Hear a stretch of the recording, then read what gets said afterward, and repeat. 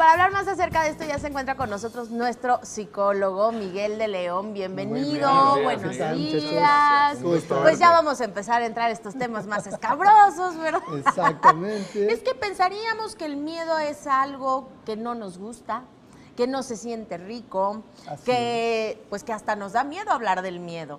Pero en realidad puede ser una oportunidad. Mira, el miedo es una de las emociones básicas del ser humano y las emociones no son buenas ni malas. Las emociones son recursos que tenemos para funcionar. El miedo, antiguamente te diría, Johnny, perdón, pero si te viera mi abuelito en la calle hace 20 años, le darías pánico, ¿no? Sí, seguramente sí. Porque el referente que teníamos en ese entonces de alguien que se podía tatuar, pintar la barba, pues diría, me va a hacer daño, ¿no? Claro.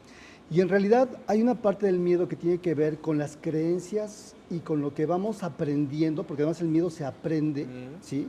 De hecho hay una parte del cerebro, la amígdala, que tiene antecedentes de este miedo prehistórico y que en algunos momentos es algo que de manera instintiva te permite detectar cuando algo te puede hacer daño. El peligro. El peligro. La semana pasada hablábamos un poco de la sociopatía o la psicopatía y hablábamos de que hay personas con este problema que no tienen miedo. Y no tener miedo, que mucha gente a veces dice, yo no quiero tener miedo. Claro. ¿No? Es más, yo recuerdo cuando era niño en mi familia que eran bien machos. En mi familia me decían, los hombres no tienen miedo, ¿no? Los hombres no lloran. Hay un cuento que se llama Juan sin miedo, ¿no te acuerdas? Exactamente, por supuesto, ¿no?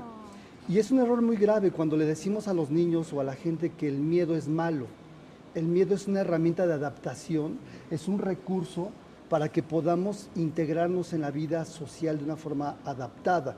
La próxima semana me gustaría hablar de la ansiedad, porque hay una diferencia entre el miedo y la ansiedad, no es lo mismo. El miedo es una emoción, es algo positivo, es algo que me sirve para funcionar, incluso para ser responsable, ¿no? Si no tuviéramos miedo, seguramente dejaríamos de hacer muchas cosas. Ahora, también hay que saber y ubicar que el miedo de pronto es utilizado. Estamos viendo el voto en Estados Unidos y Trump, una de sus estrategias es acudir al miedo, ¿no? Claro. El miedo al extraño, y entonces con esto yo puedo controlar y manipular a la gente. Cuando tenemos esta capacidad de entender que además en el cerebro, hay una parte del cerebro que es el hipocampo, que te permite tener como ciertos recursos para entender algo que no está bien, algo que desde el miedo yo no podría ubicarlo o conceptualizarlo. Entonces tenemos la amígdala y el hipocampo, que son cuestiones como muy biológicas. Pero también tengo que tener muy presente que si yo voy teniendo una serie de creencias y creencias sobre todo. Del contexto quizá también, por ejemplo, si un día te mordió un perro. Ah, bueno, ¿no? Le vas a tener miedo a un perro. A partir de ese momento, el perro, y no solamente el perro, hay situaciones donde a lo mejor el perro que era peludo y que era apestoso, cada vez que tú llegas a tener la percepción de un olor parecido, o cuando vas al dentista y de pronto escuchas solamente el zumbidito, ¿no? Ya en automático, el miedo te puede generar reacciones corporales que son de adaptación y que además son para prepararte para la huida. Ok, Miguel, entonces, a lo que nos estás comentando, ¿el miedo es innato? No, o sea, ya es una parte de la cualidad que tenemos, pero puede ser de forma positiva para alentarnos o avisarnos de un peligro. Pero en la actualidad, por todo este contexto social que tenemos, el miedo lo vemos como algo negativo.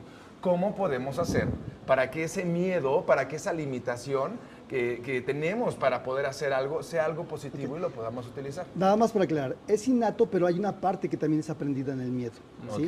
Tiene los dos componentes. Ahora, ¿cómo puedo poder enfrentar el miedo? ¿No? Porque además, sí es cierto, hay personas que son más temerosas y hay personas que son más temerarias, ¿sí?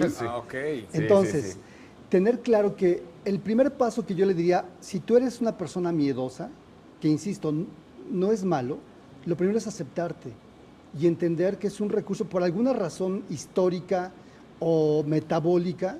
Tú eres una persona que tiene más miedo que tu hermano, que tu primo, que tu abuelito. Esto es una función adaptativa que has tenido. Es importante que tú hagas la diferencia de este miedo que de pronto te paraliza, de este miedo que de pronto no te permite hablar en público. Imagínate que a mí me diera el pavor ahorita y me quedo mudo, que me ha llegado a pasar alguna vez. ¿No? Sí sucede. Sí pasa. Pero entonces ya no estamos hablando de un miedo funcional. Es cuando empezamos a entrar en el terreno de las ansiedades, de los pánicos, de situaciones terroríficas. Entonces es diferente el miedo que el pánico. El pánico entonces te paraliza y el miedo solamente te prepara físicamente, fisiológicamente, para estar como en alerta, digamos. Así es. De hecho, cuando tú tienes miedo, hay una serie de cambios en tu organismo. Tú notas que empiezas a tener que el corazón más acelerado, palpita más rápido, ¿no? Y se agudizan los sentidos, adrenalina. ¿no? Exactamente. ¿No? Generas adrenalina y cortisol. Se agudizan los sentidos. Y estas sustancias lo que hacen es que se agudicen tus sentidos. El oído está más claro. No sé si te acuerdas cuando has visto una película de terror, y que el tipo que va corriendo y que ya te va a alcanzar el monstruo y entonces la motricidad fina se pierde incluso. Porque con el miedo lo que pasa es que tu corazón irradia sangre a las partes grandes, de músculos grandes del cuerpo, porque te prepara para atacar, para responder. Hay dos respuestas básicas en el miedo. Una es el atacar y el otro es el huir. Entonces, bueno, es positivo, por favor. El miedo es algo muy positivo. Es bueno tener miedo, entonces. Miguel, muchísimas gracias por acompañarnos.